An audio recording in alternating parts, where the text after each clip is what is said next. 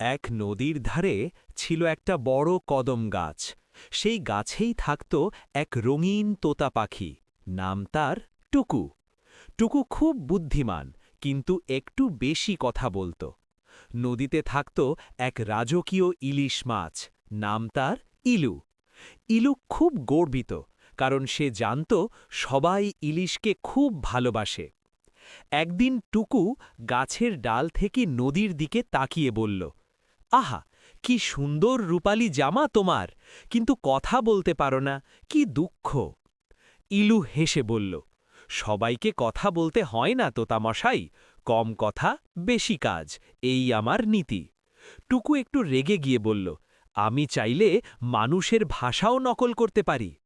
ঠিক তক্ষুনি এক জেলে জাল ফেলল নদীতে। ইলু জালে আটকে গেল। ইলু ভয়ে চুপ করে রইল। টুকু সব দেখে চেঁচিয়ে উঠল, এই যে জেলে কাকা, ওই বড় ইলিশটা কিন্তু আজ উপবাসের মানত করেছে। জেলে অবাক হয়ে বলল, আরে, মাছ কথা বলছে। ভয়ে সে জাল ছেড়ে দৌড়ে পালালো। ইলু বাঁচল।